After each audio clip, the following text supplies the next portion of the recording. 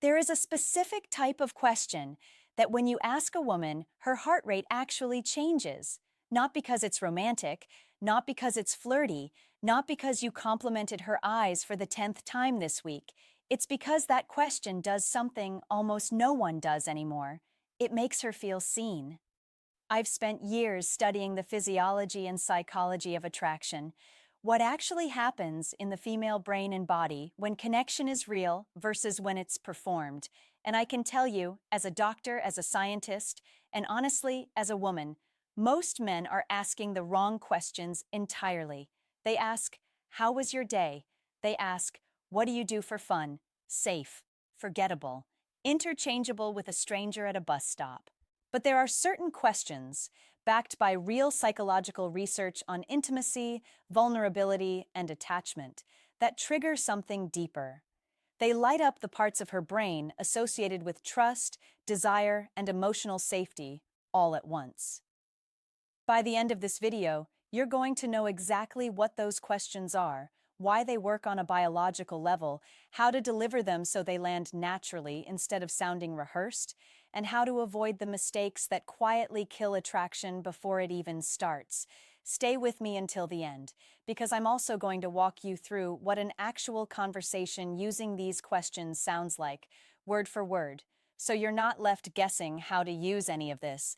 This one might change how you see connection completely. Hi, I'm Dr. Lila Romano. I work at the intersection of health, psychology, and human behavior. And for years now, my focus has been helping men and women understand what's really going on beneath the surface of attraction. Not the Hollywood version, the real version. The one rooted in hormones, nervous system responses, and deep-seated psychological needs. I did not come to this subject by accident. In my clinical work, I sit across from people every week who are struggling with the same quiet ache, the feeling of being physically close to someone, yet emotionally miles away from them. And more often than not, when we dig into it, the issue isn't a lack of love, it's a lack of understanding, not knowing how to actually reach another person's inner world. I'm not here to give you pickup lines. I don't believe in tricks, and I don't believe in manipulating another human being into feeling something they wouldn't otherwise feel. I believe in understanding. Because when you understand how a woman's mind and body actually respond to connection, you stop guessing, and you start building something real.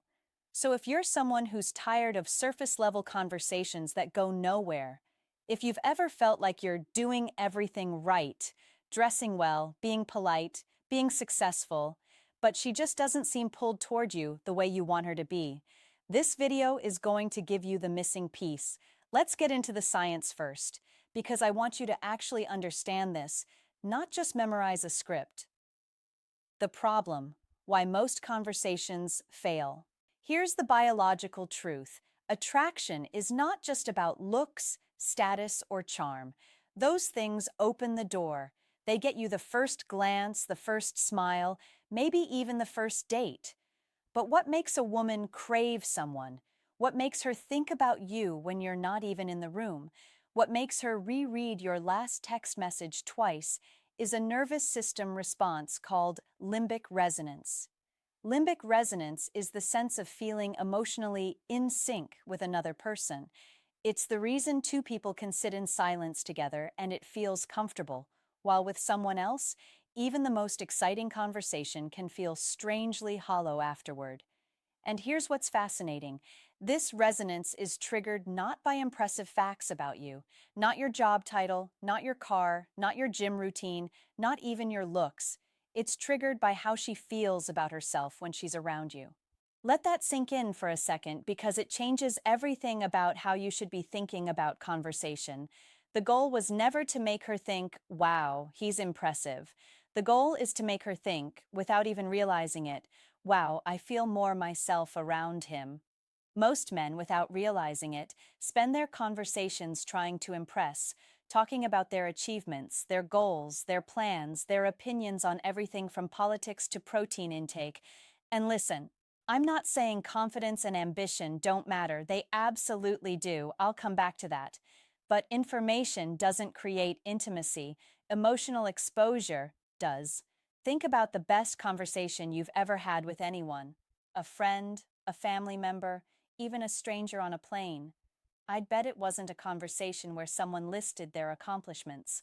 It was a conversation where something real got said, where you both let your guard down, even just a little. When you ask shallow questions, you get shallow answers, and shallow answers don't activate oxytocin, the bonding hormone that plays a central role in trust and attachment.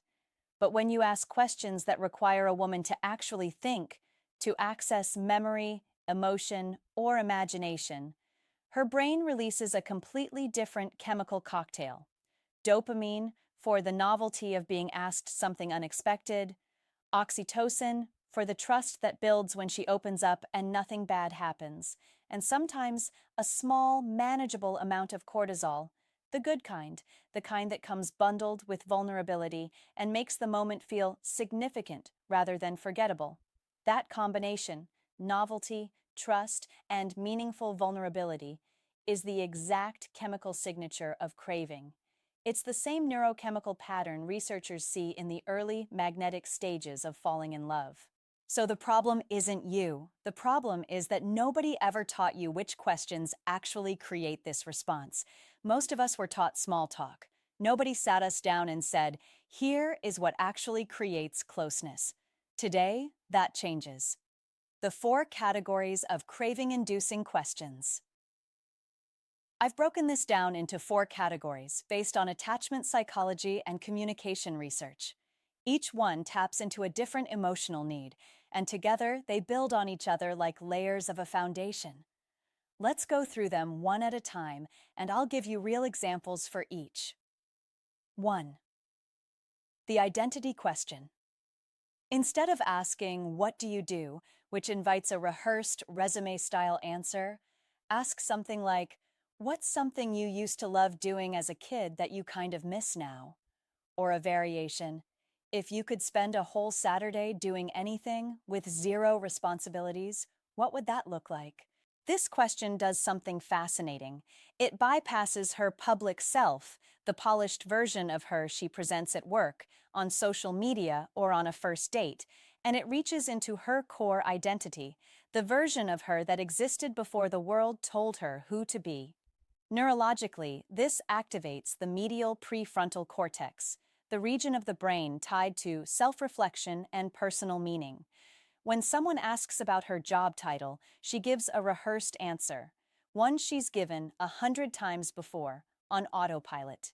But when you ask about her childhood joy or her ideal, unfiltered Saturday, she has to actually pause and feel something before she can answer. And that small pause, that little flicker of genuine thought, that's the beginning of intimacy. Number 2. The emotional safety question. Something like, "What makes you feel most like yourself?" Or, "Who in your life makes you feel completely comfortable being you? No performance? No filter?" This question signals something rare in today's dating culture, that you're not just interested in her surface, her looks, her status, her Instagram feed. You're interested in her inner world. Psychologically, this triggers what researchers call perceived responsiveness, the felt sense that someone understands, validates, and genuinely cares about her experience. I want to highlight this because it's backed by real relationship science. Studies on romantic attraction consistently show that perceived responsiveness is one of the strongest predictors of both initial attraction and long-term relationship satisfaction. In some studies, it outperforms physical chemistry alone. In other words, feeling understood is more magnetic than feeling desired. That might surprise you, but it's consistently what the research shows. 3. The aspirational question. Try. If money and fear weren't part of the equation at all, what would you actually be doing with your life? Or, what's a dream you've had for a long time that you haven't told very many people about? This is powerful because it invites her to imagine out loud, and dreaming out loud in front of another person requires trust. She's not just answering a question, she's showing you a version of herself most people never get to see. Most people keep their real dreams tucked away because they've been laughed at, dismissed, or told to be realistic one too many times. And here's the beautiful side effect of this question. When someone helps us imagine our own potential, when someone listens without judgment or immediately trying to talk us out of it, we unconsciously associate that person with the good feeling that followed. That's not manipulation. That's simply how the brain links emotion to context. It's the same reason we associate certain songs with certain people or certain smells with certain memories. 4. The vulnerability question. This one should only come once real conversation is already flowing. Don't lead with it, and don't rush toward it. Something like, what's something you're proud of that you don't really get to talk about very often? Or later on, once real trust has developed, what's something you went through that changed the way you see the world? This question is gold because pride, real, quiet pride, is actually a vulnerable emotion. Most of us are taught, especially women, to downplay our achievements, to say, oh, it was nothing, to shrink our own accomplishments so we don't seem arrogant. When you give her genuine permission to be proud out loud in front of you without judgment, you become associated, on a neurological level, with the good, expansive feeling that follows. Why these questions work. The science. Let's slow down for a moment because I want you to actually understand the mechanism behind all of this, not just memorize 4 categories of questions and call it a day. Attraction, from a clinical standpoint, isn't one single feeling that switches on or off. It's a layered process that unfolds in stages. First, there's physiological arousal, attention, eye contact, tone of voice, body language, the initial spark of, I notice this person. Second, there's cognitive interest. Is this person interesting, novel, unpredictable in a good way? Does talking to them feel different from talking to everyone else in her life? Third, and this is the stage almost everyone skips, there's emotional resonance. Does being around this person make her feel more like herself or less? Does she leave the conversation feeling lighter, or does she leave feeling like she performed for an audience? Most men, again without realizing it, accidentally optimize entirely for the first stage. They focus on how they look, how confident they sound, how smooth and witty the conversation flows. And all of that is useful. I'm not dismissing it, but it's incomplete. It's the appetizer, not the meal. The questions I gave you in the last section are designed specifically to activate stage 3, emotional resonance. And here's the genuinely fascinating part, the part that most people don't know. When stage 3 activates, stages 1 and 2 intensify retroactively.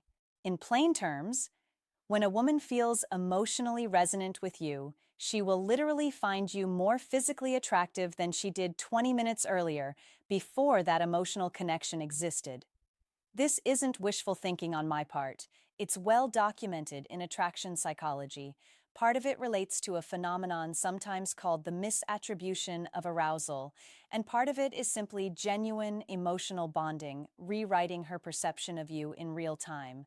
This is exactly why some men who aren't conventionally the most attractive person in the room end up being the most desired, the most thought about, the most missed when they leave.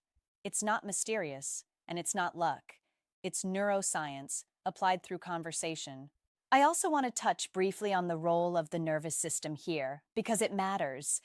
When 2 people are in a state of what's called co-regulation, where their nervous systems are calming each other rather than activating each other's stress responses, that state feels physically like safety. And safety, contrary to what a lot of dating advice tells you, is not the opposite of desire. Safety is the foundation of desire.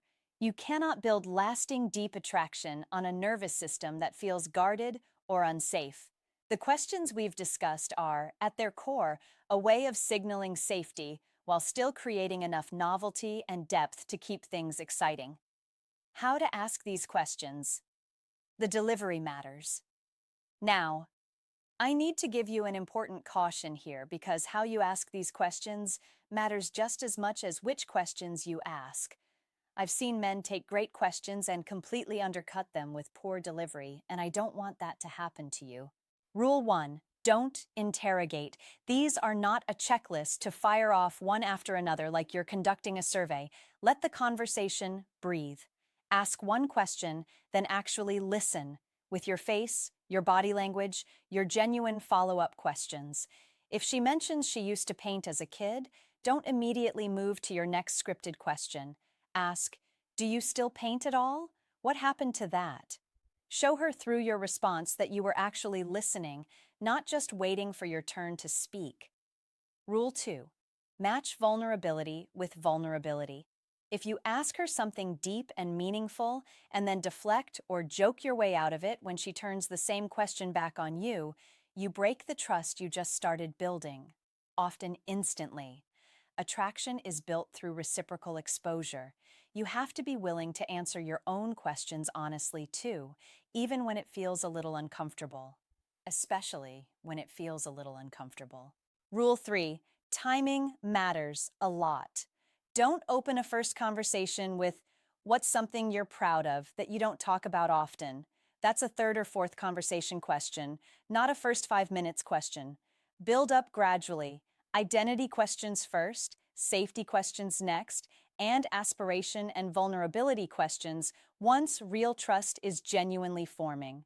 Rushing this sequence is one of the fastest ways to make a good question feel invasive instead of intimate. Rule 4. Your tone should be curious, not clinical. Say these like you're genuinely fascinated by her answer, because if you're doing this right, and you're asking these with real interest instead of using them as a technique, you actually will be fascinated. These questions work best when they come from authentic curiosity, not from a place of performance or executing a strategy. She can tell the difference, even if she can't always articulate how. What a real conversation looks like. Let me give you a quick example of how this might actually play out, so you're not left wondering how to bridge from theory into a real conversation. Let's say you're on a second date, coffee, casual setting. Instead of the usual, so tell me about your job, you might say, can I ask you something a little different? What's something you used to love doing as a kid that you kind of miss now? She might laugh, pause, and say something like, actually, I used to write short stories all the time. I completely forgot about that until you asked. Now, the instinct for most men here is to move on to the next topic. Don't. Instead, follow it. What made you stop? That single follow-up question tells her you weren't just collecting information, you actually care about the answer. She might open up a little more, maybe about how life got busy, how she stopped making time for things that didn't feel productive. Later in the conversation, not immediately, but once things are flowing naturally, you might introduce a safety question. Who in your life makes you feel like you can just be completely yourself, no filter? And when she asks you the same question back, because she will, answer honestly. That's the exchange that builds real closeness, not the question alone. The exchange, that's it. That's the whole mechanism. No tricks, no scripts memorized word for word, just genuine curiosity guided by an understanding of what actually creates connection. What to avoid, the common mistakes. Let me be very direct with you here, because I see these mistakes constantly, even among genuinely good, well-intentioned men. Mistake 1. Using these as manipulation tactics. If your only intention is to extract vulnerability from her just to win someone over, without any real interest in her as a person, it will backfire, and it should. Women, and honestly, people in general, are remarkably good at sensing insincerity. The nervous system is excellent at detecting incongruence between someone's words and their actual intention, even when we can't consciously name what's off. Mistake 2. Turning it into a therapy session. Deep questions are a spice, not the whole meal. Balance them generously with lightness, humor, and playfulness. Emotional depth without any levity can start to feel heavy, even draining, rather than magnetic and exciting. Mistake 3. Forgetting to share yourself. I said this already, but it deserves repeating one more time. This is a two-way exchange, not an interview. The goal isn't to become her interviewer, extracting information while revealing nothing. The goal is mutual discovery, where you're both a little more known by the end of the conversation than you were at the start. Mistake 4, rushing it. Real attraction, the kind that lasts, the kind that deepens over years instead of fading after a few weeks, is built in layers over time. If you try to compress all four categories of questions into one 15-minute conversation, it will feel unnatural, even invasive, no matter how well-intentioned you are. Let it unfold naturally, across multiple conversations, multiple dates, multiple quiet moments. Practical application: how to use this today. So here's what I want you to actually do with everything we've covered. Pick one question from the identity category and use it in your very next real conversation, whether that's a first date, a long-term partner you've been with for years, or even reconnecting with someone you've grown a little distant from. And yes, this works beautifully in long-term relationships too. In fact, I'd argue it's more important there because familiarity often quietly replaces curiosity, and curiosity is the fuel of desire. Notice what happens. Notice how her expression changes when she has to actually think rather than recite a rehearsed autopilot answer. Notice how the conversation naturally deepens, almost on its own, once you've asked something real. Then, over your next few interactions, layer in the safety question, then the aspirational question, and eventually, once real trust has genuinely built between you, the vulnerability question. This isn't about becoming a different person or performing a role. It's about becoming a more emotionally intelligent version of the person you already are. That's genuinely attractive, not because it's a clever tactic, but because emotional intelligence is consistently one of the strongest predictors of relationship satisfaction we have in the research. I want to say something to you directly because I know some of you watching this have felt discouraged in this area before. You don't need to be the most confident person in the room. You don't need the perfect look, the perfect job, or the perfect words rehearsed in advance. What you need is presence, the willingness to actually see another person, and the courage to let yourself be seen back. That's rarer than people think, and that rarity is exactly what makes it so powerful. I've talked to so many men in my clinical work and outside of it who assumed they just weren't interesting enough to create real attraction. But it was never about being more interesting.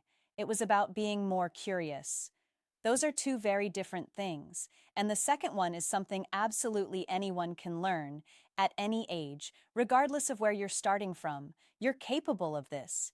It's a skill, not a fixed personality trait, and like any skill, it gets stronger with practice and a little more natural every single time you use it. If this video gave you a new way of thinking about connection, do me a favor and hit that like button. It genuinely helps this channel reach more people who need this kind of honest, science-based content instead of the recycled pickup line advice that's out there. Subscribe if you want more of this. I break down the psychology and biology of attraction, relationships, and connection every single week, always rooted in real research, never in gimmicks or shortcuts. And I'd genuinely love to hear from you. Drop a comment and tell me, which of these 4 questions are you going to try first? I read every single one, and I love seeing which ones resonate most with you. Attraction isn't about becoming someone else. It's about creating the conditions where someone else feels safe enough to become more themselves around you. Do that consistently, with sincerity, and you won't need tricks, scripts, or games. I'm Dr. Lila Romano. Take care of yourselves, take care of each other, and I'll see you in the next video.